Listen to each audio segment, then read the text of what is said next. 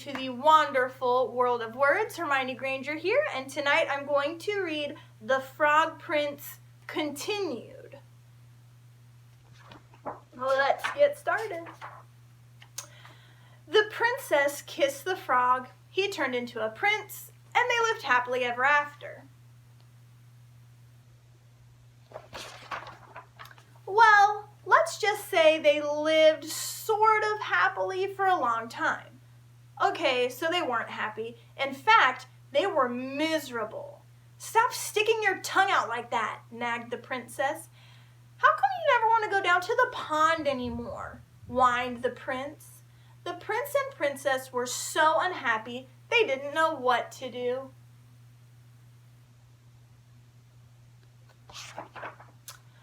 I would prefer that you not hop around on the furniture, said the princess, and it might be nice if you got out of the castle once in a while to slay a dragon or giant or whatever. The prince didn't feel like going out and slaying anything. He just felt like running away. But then he reread his book, and it said right there at the end of his story, they lived happily ever after, the end. So he stayed in the castle and drove the princess crazy.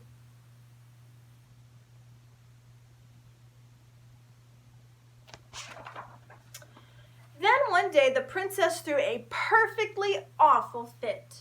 First, you keep me awake all night with your horrible croaking snore. Now I find a lily pad in your pocket. I can't believe I actually kissed your slimy frog lips. Sometimes I think we both would be better off if you were still a frog. That's when the idea hit him. The prince thought, still a frog? Yes, that's it. He ran off into the forest looking for a witch who could turn him back into a frog.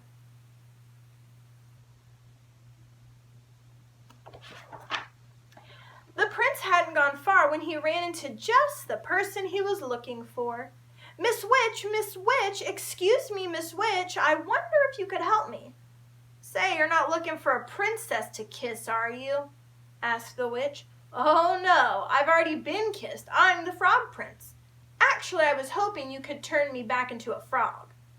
Are you sure you're not looking for a beautiful sleeping princess to kiss and wake up?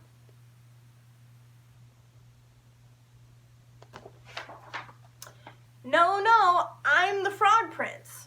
That's funny. You don't look like a frog. Well, no matter. If you're a prince, you're a prince, and I'll have to cast a nasty spell on you. I can't have any princes waking up Sleeping Beauty before the 100 years are up. The prince didn't stick around to see which nasty spell the witch had in mind. He ran deeper into the forest until he came to a tiny cottage where he saw another lady who might help him.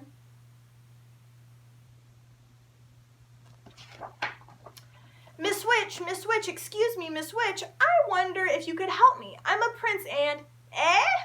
What did you say? Prince? Croaked the witch. No, I'm not the prince looking for Sleeping Beauty, but yes, I'm the frog prince. And I'm looking for a member of your profession who can turn me back into a frog so I can live happily ever after.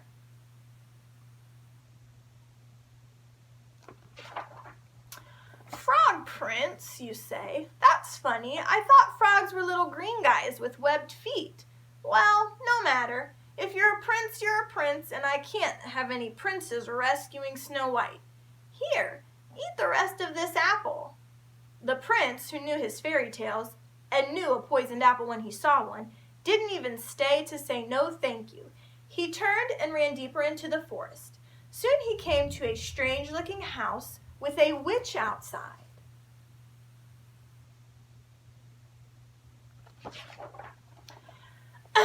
Miss Witch, excuse me, Miss Witch, I wonder if you could help me. I'm the frog. If you're a frog, I'm the King of France, said the witch. No, I'm not a frog, I'm the frog prince. But I need a witch to turn me back into a frog so I can live happily ever after. Can you do it? Said the prince in one long breath. The witch eyed the prince and licked her rather plump lips. Why, of course, dearie. Come right in. Maybe I can fit you in for lunch.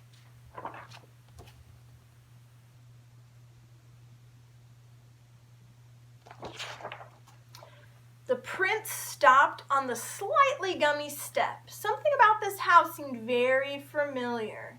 He broke off a corner of the windowsill and tasted it. Gingerbread. I hope you don't mind my asking, Miss Witch, but do you happen to know any children by the name of Hansel and Gretel? Why, yes, Prince darling, I do. I'm expecting them for dinner. The prince, who, as we said before, knew his fairy tales, ran as fast as he could deeper into the forest. Soon he was completely lost.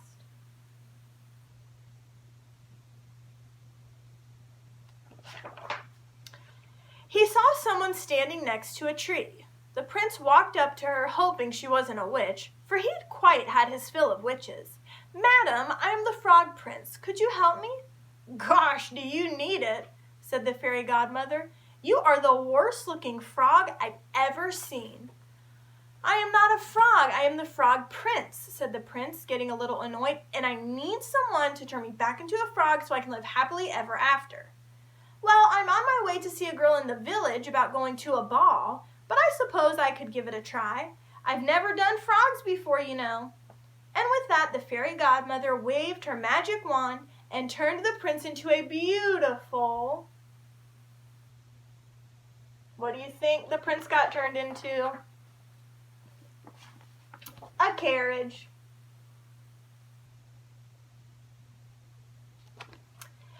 The prince couldn't believe his rotten luck.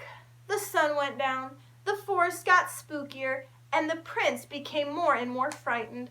Oh, what an idiot I've been. I could be sitting at home with the princess, living happily ever after, but instead I'm stuck here in the middle of this stupid forest turned into a stupid carriage. Now I'll probably just rot and fall apart and live unhappily ever after. The prince thought these terrible, frightening kinds of thoughts, and a few worse, too awful to tell, until far away in the village the clock struck midnight.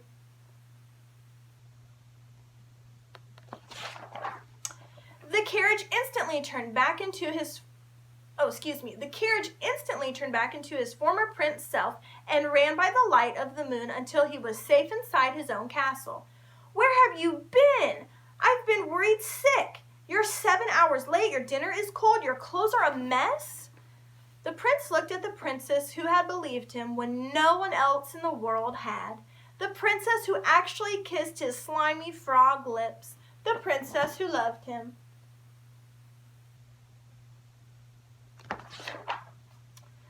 The prince kissed the princess. They both turned into frogs. And they hopped off happily ever after. The end. All right, time to talk with your parents. Did you like the book? Why or why not? And see what theme can we learn from this book. Have a good evening, guys. And remember, be clever.